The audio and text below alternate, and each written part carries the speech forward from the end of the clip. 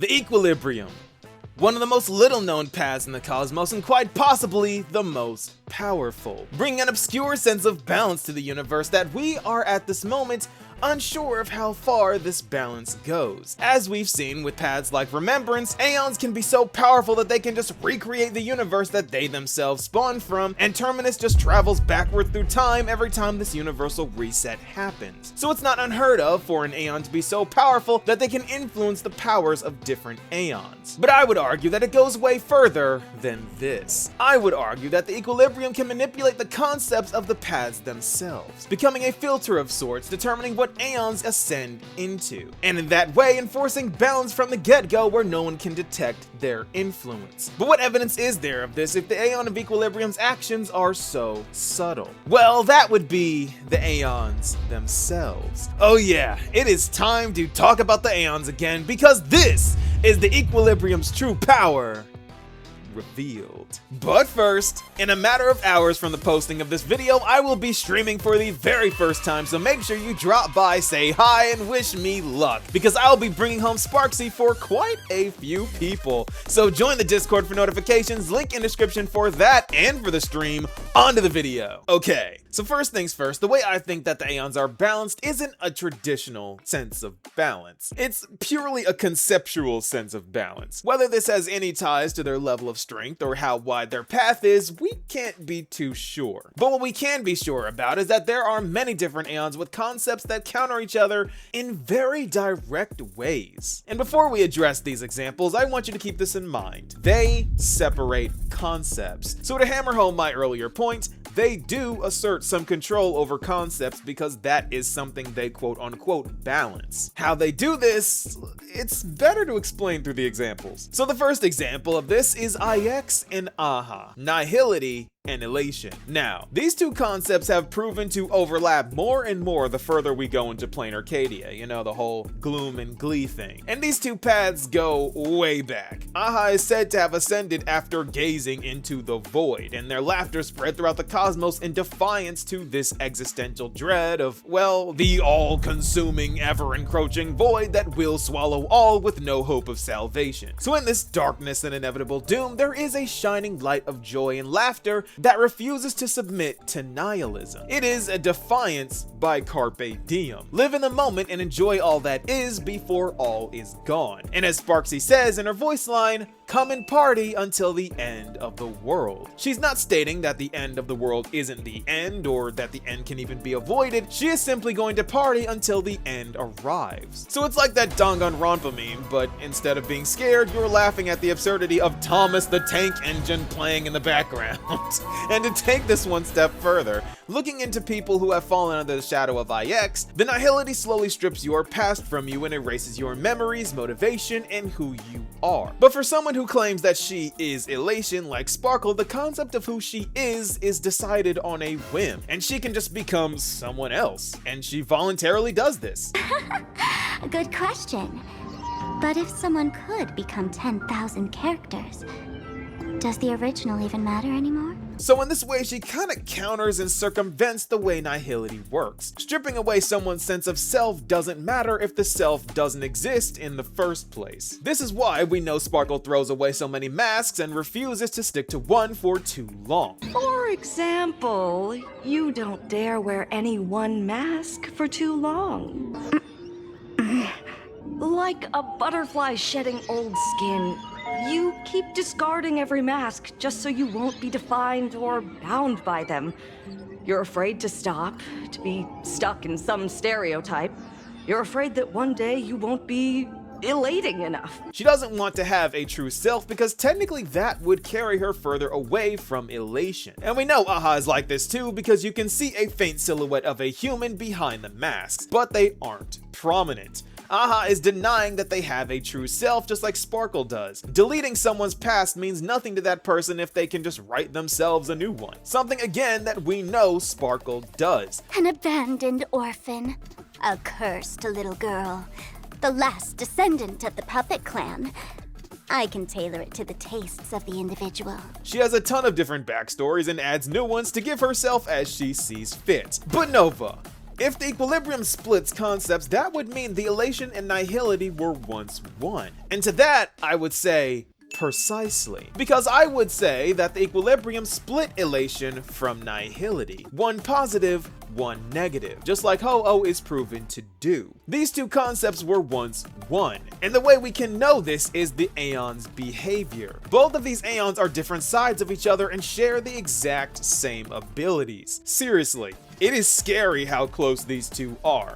IX can delete memories in history, AHA can too. They do it nearly every time someone wins the Phantom Moon games. Many winning supplicants erase the history of their victory after gaining AHA's authority. So in order to grant this wish, AHA has to possess the power to do this. So AHA does have the same ability as IX to erase memories and history. But what about the way they treat their emanators? Well, according to what we know about how Aeons give emanators power, it is a limited portion of power the emanator gets direct access to, and the Aeon gets to choose the amount. But for IX, the Aeon of not caring, they don't bother limiting the power they give their emanators. They probably don't live long enough and nothing matters anyway. But the funny part is that this is how AHA handles their Aeon powers too. The winning supplicant gets uninhibited access to all of AHA's power for that 1 minute. And we of course can't forget about the worm that for a brief moment was the most powerful single mortal being in the cosmos, having possession of the entirety of an Aeon's power, something we aren't even sure that Acheron has. Even though she is an emanator of nihility, I don't think she constantly wants to even draw on the entirety of IX's power. That would probably kill her. So at this moment, I don't think Acheron is in possession of all of IX's power purely because she doesn't want it. But speaking of Acheron, just like she wants to take down IX, AHA does too. AHA once led a group of Annihilation gang members to fight IX. They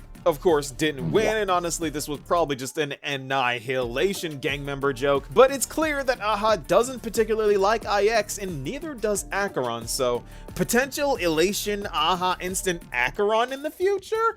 Probably not, but it would be cool. But that's besides the point. So AHA and IX's powers are inherently similar and work in identical ways, which makes perfect sense. HooH isn't known to change the foundation of how a pad's power works. That is too upfront for an Aeon that is known to work surreptitiously. But what they did change was the concept, and the way they make their changes is to split things into positive and negative. They create a binary. One side is apathy and the other side is pure passion. One side consumes the past and darkens the future, and the other side deletes the past to focus on the present. IX couldn't care about anything, and all AHA does is care about things that literally has nothing to do with them. If AHA and IX were to merge, joy and sadness, life and death, laughter and tears would all be encompassed by this one path. And this is why they are split. That isn't balance. HooH will not let one Aeon play both sides. One Aeon has to be countered by another, which brings me to my other examples, Yaoshi and Lan, and Taezeronth and Xipe, Mythos and Fu Li, and Long and Ouroboros. Now, nearly all of these examples follow the exact same pattern, with one Aeon technically spawning off of another one. Lan rose to fight Yaoshi, Mythos is said to have risen from Fu Li, and of course AHA ascended to oppose IX. Personally, I don't think I need to explain the rivalry of Abundance and Hunt and the complicated differences and similarities Mythos has to Fu Li. Me in a past video already going so far as to say that they are twin Aeons in a story that HooH fits perfectly into as a source for prompting, but that's besides the point, because we've got two more.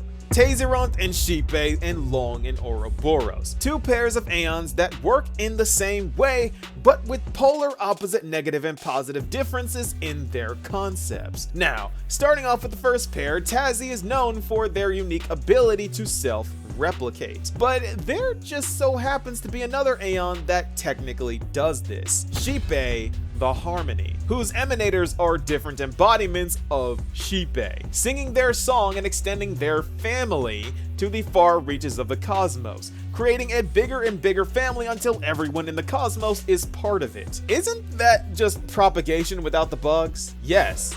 Yes, it is. Both of these Aeons by nature wish to expand by amassing a giant family. But in concept, Azeroth wants to accomplish this by splitting themselves and duplicating enough to overwhelm the universe, thus populating the cosmos by themselves. But Sheepe wants everyone to become them instead. It's like Sparkle versus Sparksy. Two sides of the same coin, but one wants to become everyone and the other one wants everyone to become her. HooH is literally showing us how the splitting of these concepts work. I am just applying it on an Aeonic level. But what about Long and Ouroboros? Okay, so this is a fun one that I don't hear nearly enough people talking about, because there are a lot of sus things going on with the permanence and the veracity. Hear me out. You see, on a conceptual level, Long is all about spreading their progeny to the far reaches of the multiverse. Dragon people can be seen in literally every HooH game, and they all have the same mentality that links back to the permanence, with the permanence being directly mentioned in Honkai Impact 3rd. I made a whole video about that already. But instead of spreading what you have to the universe via future generations, Ouroboros wants to consume everything themselves, never being satisfied. Long is one for all, Ouroboros is all for one.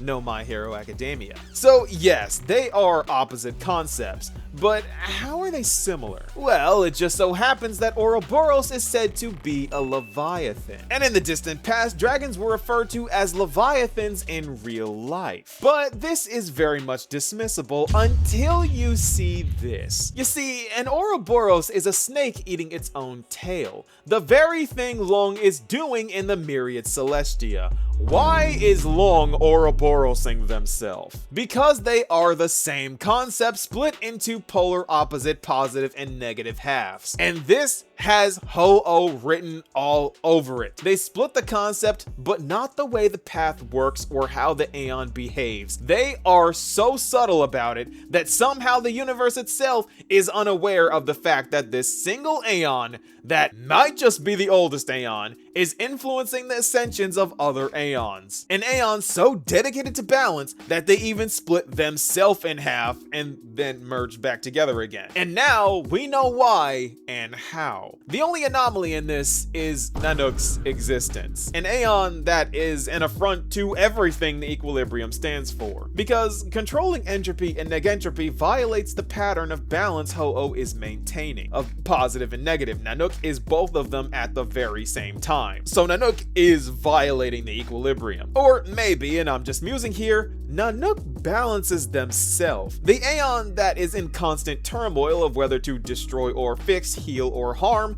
that is already missing half a body, may have just spawned and split into two concepts but sharing one body. Or maybe HooH can't balance NANOOK because NANOOK themselves doesn't even know what they want, or NANOOK needs HooH to balance them. Honestly, it could be any of these explanations, but with the current info we have access to, unfortunately, this is as far as we can go without diving into uncharted territory. But in all of this, one conclusion can be made. Aeons often counter each other in concept while sharing the same behavioral traits, providing strong evidence for them once being one being. And HooH's name is written all over this. I think the reason why so many of these Aeons rival each other is because of equilibrium. Because this is the equilibrium's true power revealed. This is one of those situations where I gotta say, the pattern doesn't lie. There are too many examples that line up in such a specific way that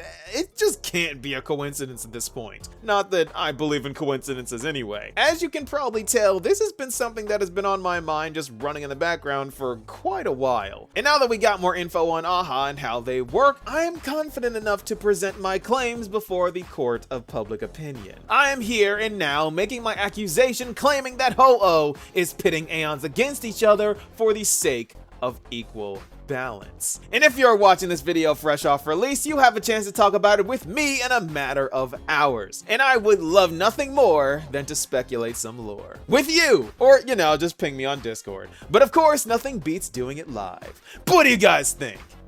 Be sure to let me know, and I'll see you all in the next video. Peace, y'all.